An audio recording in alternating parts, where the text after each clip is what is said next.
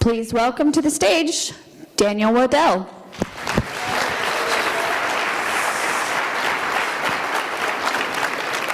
All right, believe it or not, these aren't my notes. This is actually a picture of an audience enjoying my talk a lot more than you guys will. So, do you remember the last time you were asked, what do you want to do when you grow up? I know it's been a while for me. Anybody remember any of your answers to that when you were younger? Let's do a little bit of a social experiment here real quick. Okay, if you ever, even when you were a child, wanted to be a police officer or a fireman, go ahead and stand up for me. Nobody? Really? Wow. Even when you were a kid, like 5 years old, you know? Okay, how about a doctor, even a veterinarian, or as we said back then, an animal doctor? Any kind of doctor. Keep standing for me, by the way, if you were a police officer. This one we'll probably get a lot. Pilots or astronauts even. Yeah, I figured.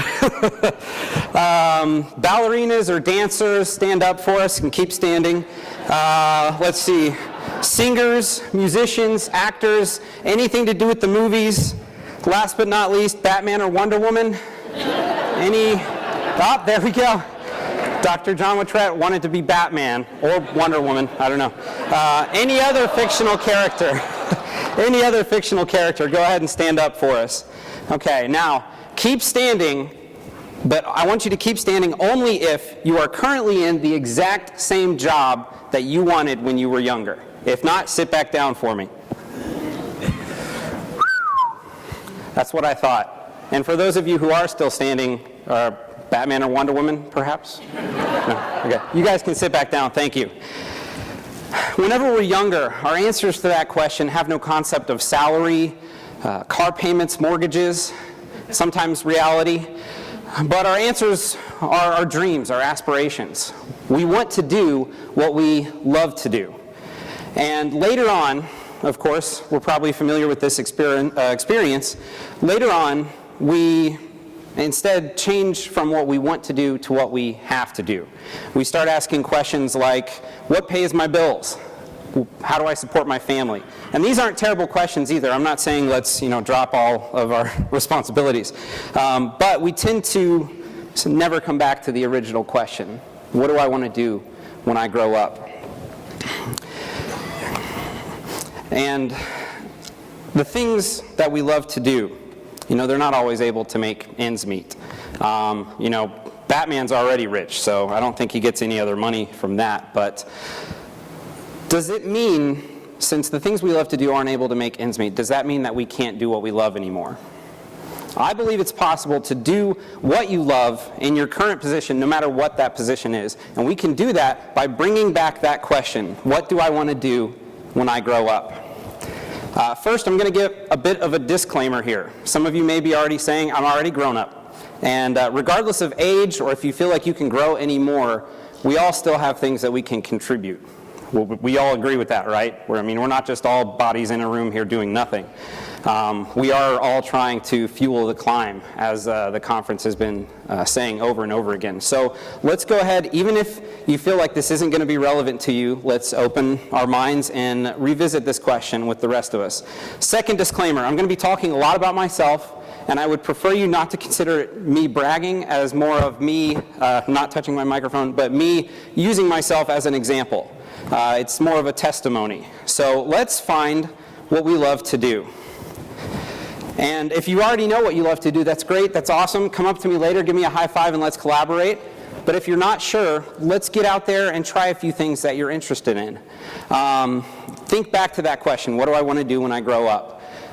Are any of the answers that you had back when you were a kid still relevant to something you enjoy doing today? Also, think about how you spend your free time. Do you enjoy reading, listening to music, watching movies or TV shows? Are any of those interesting enough to you to want to learn more? If you enjoy reading, have you tried writing? If you enjoy listening to music, maybe you could try learning an instrument. If you enjoy watching movies and TV shows, perhaps you'd like to work on your own film. If so, come see me and you'll learn why later. For me, I love going to the movies, and I always have. I still, to this day, can picture the brick exterior of the theater that my dad used to take me to see films like the 1989 Batman and 1990 Teenage Mutant Ninja Turtles. Anybody else there with me? No? Okay, yes. When I was a child, I didn't tell my parents I wanted to be a systems analyst at Embry-Riddle, the best aeronautical university in the world, but I didn't say that. I wanted to make movies. I dreamt of red carpets and winning Academy Awards, and if I wasn't dreaming about that, I would dream up different movie ideas. And I would usually try to poorly put some of those ideas together using a very inexpensive camera, and my brothers as the cast. As you'll see in what I'm about to show, which is titled Clemson the Wizard, I've just collected the best clips, and by the way, it is okay to laugh at how bad this is.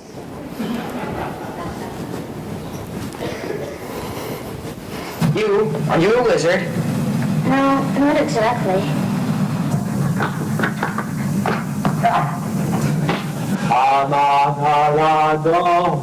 I cast the spell of disappear.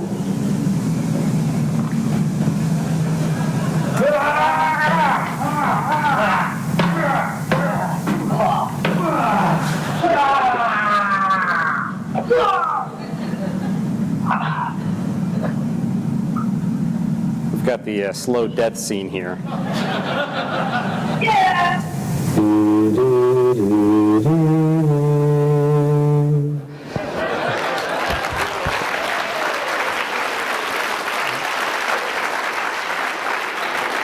Certainly, my celebrity status had to be right around the corner.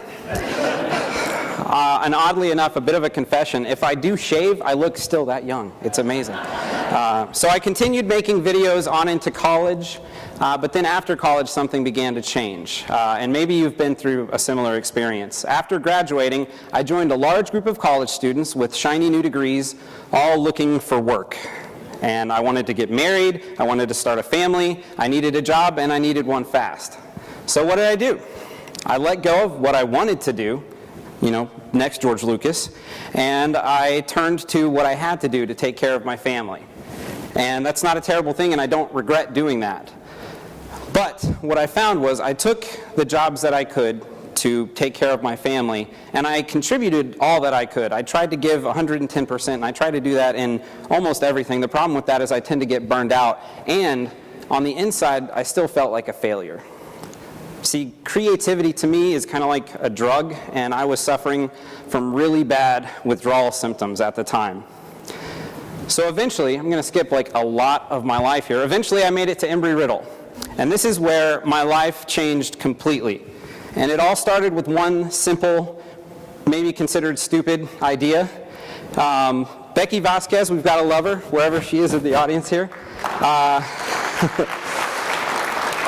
Becky called on our department to find funny YouTube videos and submit them to be viewed at our department retreat. And it's always been a highlight of our department. So one year I thought, instead of finding a funny YouTube video, why not make one of my own? So I told my idea to my good friend, my bestie, Chad Ivory back there on the camera. Yeah. And we made this.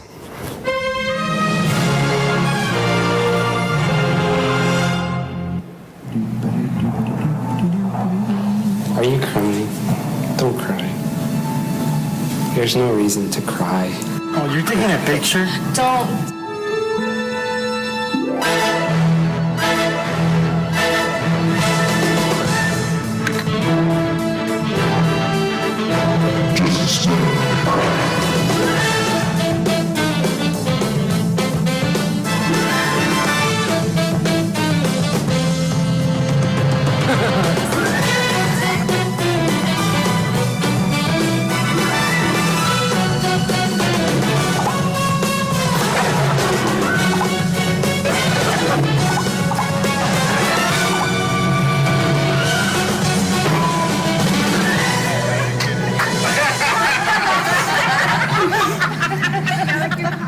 It's not over yet.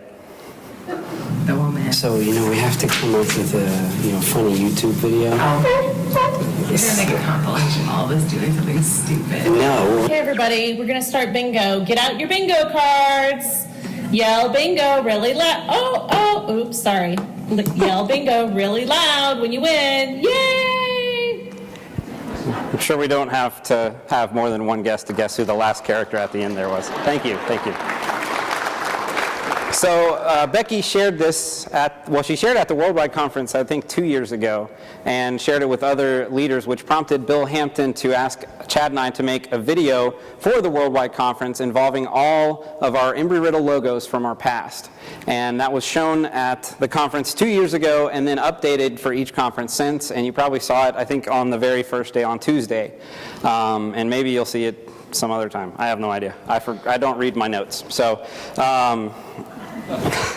We've also made 2 short comedy films, one of which is up on YouTube right now, the other which is still pending some fixes that we have to make.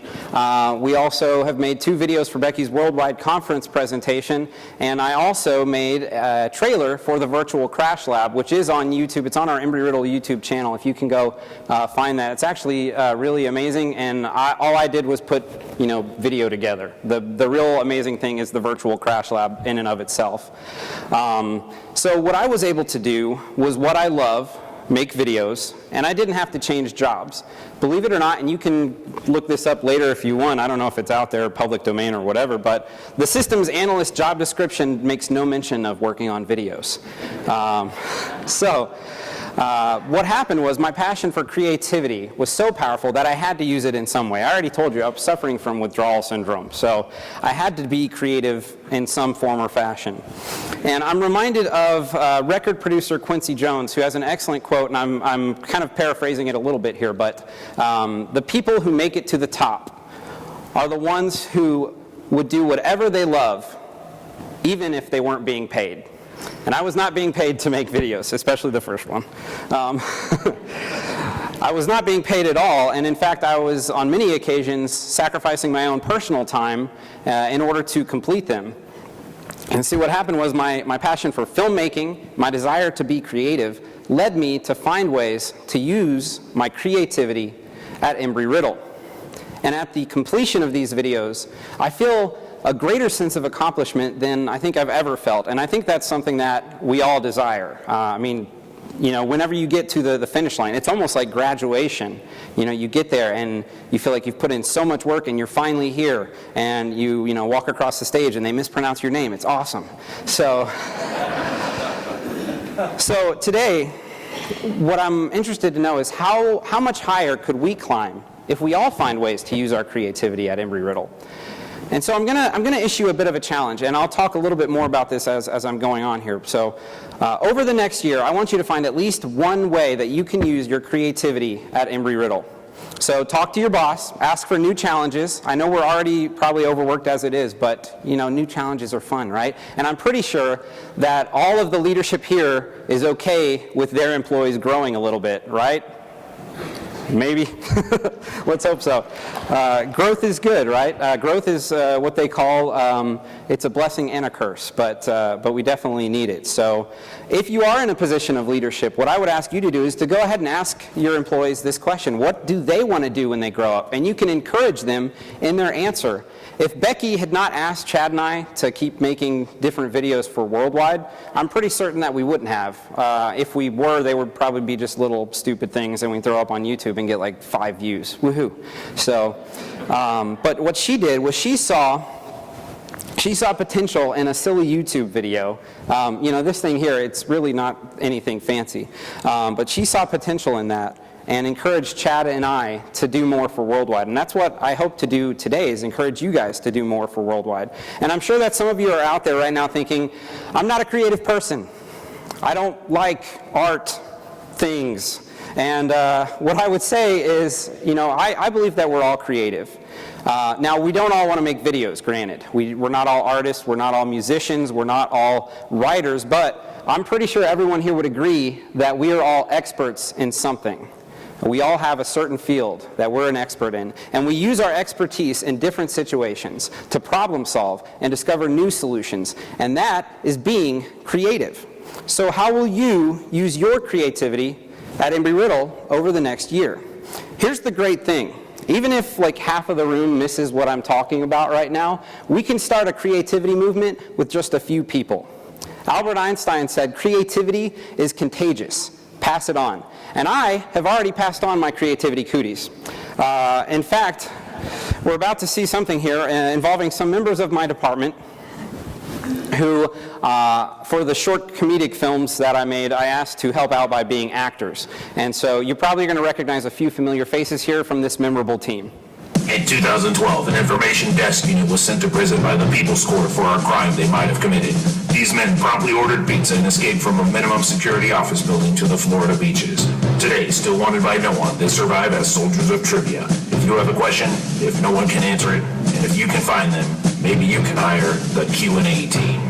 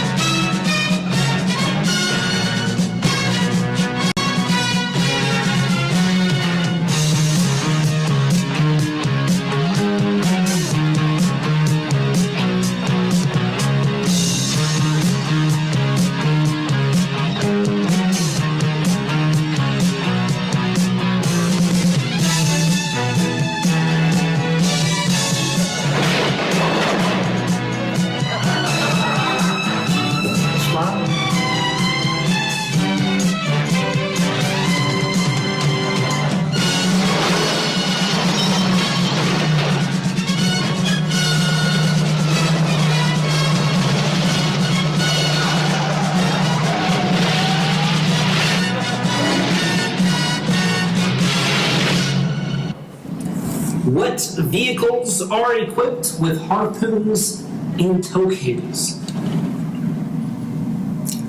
I'm going to say snowspeeder. He's correct. Yeah! I love when a plan comes together.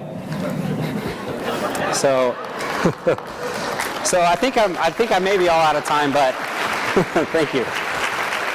So what happened here is my creativity got others to want to join in and be creative themselves. And there's another example playing in the technology zone made by Grant Patterson, saw what we did and was inspired to make something of his own. You see, whenever we witness something great, we are inspired to do great and be great ourselves. So again, I'm going to issue a challenge. Over the next year, one thing, it won't be too hard. Even if you need ideas, come to me. I'm sure we can come up with some crazy videos. So find one thing, and if we could all do one thing, the effect will change the university as a whole, and not just worldwide. I'm talking about the whole shebang. Yeah, I said shebang. So an organization that can